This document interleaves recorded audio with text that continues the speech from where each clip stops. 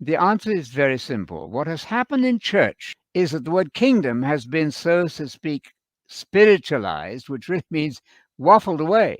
So, to define the kingdom, you should always go back to Daniel chapter 2 and Daniel chapter 7, and you'll find out what the kingdom is. It's a world empire. It's a real kingdom. Everybody knows what the United Kingdom is. Been much in the news recently with the death of the Queen. So the Royal Empire of England, you know what that is. The word kingdom does not mean vaguely kingship or realm as though it was some invisible thing. Absolutely not. The Jews believed that the kingdom of God, according to Daniel chapter 2 and Daniel chapter 7, would be established on a renewed earth when the Messiah comes. I want to tell you that hasn't happened yet. That's why Nicodemus in the Bible, in Mark's Gospel, was waiting for the kingdom. They're always waiting for the kingdom. And Jesus said, I can't tell you when it's going to come exactly, but it will come at the end of the age. That is the primary meaning of the word kingdom.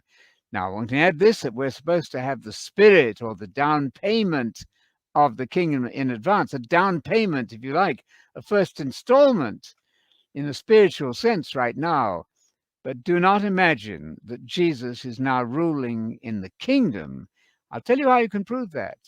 Go over to Israel and look at Jerusalem and ask the people there, is Messiah there on a throne in Israel? And if the answer is no way, then the kingdom of God has not yet come in the principal sense in which it's used in the New Testament. So that's a terrific question. Please spend a lot of time thinking about that. And remember that Nicodemus was still waiting for the kingdom. Don't ever forget Acts 1:6, where the disciples, well trained and instructed by Jesus, who was a master teacher, the disciples in Acts 1:6 said, okay, has the time now come for you to restore the kingdom to Israel? And Jesus did not say, as Calvin very mistakenly did, that's a stupid question, Calvin said. It wasn't a stupid question. It was the question that you and I should be asking. Have we finally arrived at the time when the kingdom is going to be established and restored to Israel and to the rest of the world? And that's a time when you, as a believer, are going to be part of that kingdom, not standing there doing nothing, not gazing into the sky, but actually ruling and reigning and managing the world under Jesus' supervision. That's the gospel of the kingdom. Yeah. Once again, there's Daniel 2:44. In the days of those kings, the God of heaven will set up a kingdom. So note two things here. The setting up of a kingdom, it doesn't sound like a kingdom in your heart sort of stuff. And God will do it, not the British Empire, not the Empire of Alexander the Great, not the Empire of Julius Caesar, not even the Empire of Joe Biden. No, God. We move on here. I'd like to people to have a read at this great book, Jesus' Proclamation of the Kingdom of God. The meaning is not, may thy kingdom grow, may thy kingdom be perfected, but rather, may thy kingdom come. So he's talking about the prayer of that Jesus teaches us how to pray to his God and Father. For the disciples, the basileia, that is the kingdom, is not yet here, not even in its beginnings. Therefore, Jesus bids them, the apostles, seek first the kingdom. Luke 12:31. Just as there can be no different stages of its being, so likewise there are no stages of its coming. Either the kingdom is here or it is not yet here. For the disciples of Christ and for the early church, it is not Yes. yet here. Is that clear?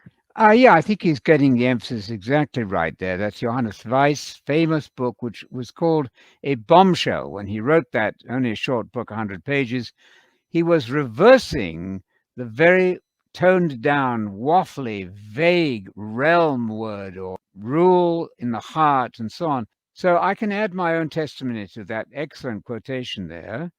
And that is that when I was teaching at the American School many years back in England, I used to consult with the Salvation Army people. There were many of them on the train station. And I would go up to them and say, what do you understand by the kingdom of God? And invariably they would say, it's the kingdom within you. They were quoting one verse from Luke 17, which is almost certainly a ghastly mistranslation. The kingdom of God is not in your heart any more than the kingdom of UK is.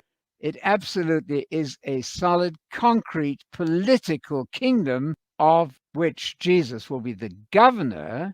And he is now inviting you, if you will believe in that program, to train to be co-regents with him, to assist him in fixing, in managing the world. That is a stupendous part of the gospel that is not properly preached these days, I suggest.